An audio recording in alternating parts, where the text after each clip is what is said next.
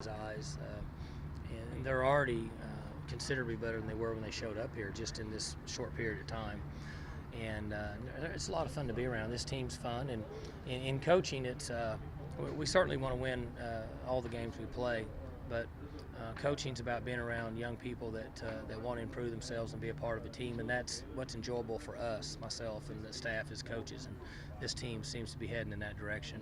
As 6 weeks from now we'll be talking about it. It's called team chemistry. That's what makes our profession fun. What's the biggest difference you've seen in Coach Yursich today compared to maybe last year at this time? Well, he's taken control in practice, and he's involved in every step and in the huddle, and he's coaching everybody on the field, and he's just different now than he was. You think about it, he all of a sudden went from the local hometown newspaper to the USA Today, so it's a little different, and we all go through that. And he did a good job last year. We had a couple issues here and there that kept us from being as good as we needed to be. But as the season went on, I think his presence, you could tell we got better on offense. And he's more comfortable now, and I expect us to play very well. Was there a time last year where you could really sense him getting more comfortable? Yeah, games 4, 5, 6. He started to get a feel for exactly who we were. He went through a little bit of transition from a personnel standpoint, and I think he grew with the team. Sometimes, Mike, we forget about not just the football side of things, but here's a guy that's moved his family to a different part of the country, and trying to adapt that way. Well, the two of them, first time they've ever been out of that section of Pennsylvania for the most part, and they have little kids, and kids are trying to get adjusted and find pediatricians and schools and all those things. It's moving is a difficult time, but they're doing very well now, and so I feel as good about this staff as I ever have. We had the change with Joe and Bob, and Bob's done tremendous, and the players are listening. I think he's a really good teacher and coach, and so he's fit in, and I don't really think we've missed a step.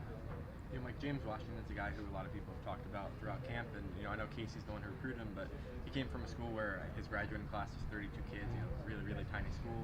Have you dealt with recruiting players from that kind of level, and how do you evaluate somebody like that to see if they fit in here?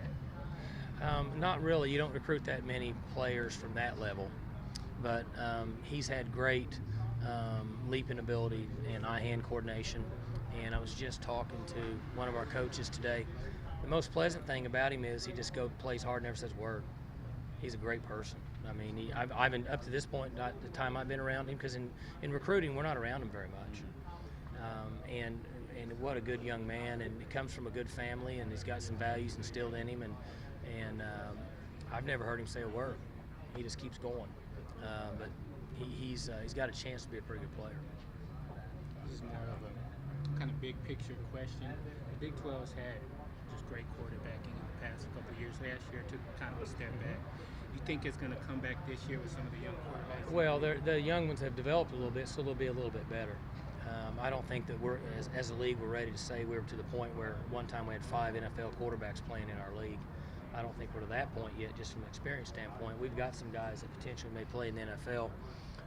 Right now Baylor's leading the charge with their guy. He's mature, he's experienced, he understands, he's put up big-time numbers, and he's a senior now, I believe.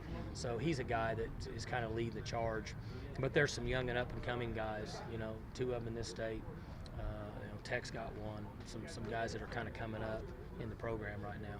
So there's, excuse me, so there's reason for hope. No, well, I think so. It kind of goes in cycles, and once those mature players leave that are good enough to play in the NFL, then the ones coming in behind them, they got to be developed for the most part. Manziel was a special case. I know he's not in this league, but he was developed a lot faster than what most college players, the process they would take for them to develop. You think they come in a little better equipped with all the 7-on-7 in Texas and stuff? No question. Yeah, they're further along now than we ever were. There's so much knowledge out there in coaching, and especially the players we recruit in this state and through Texas. The guys are very well coached, so they're knowledgeable, and all the 7-on camps and things that they're exposed to now makes them much further along than we ever were. And then one last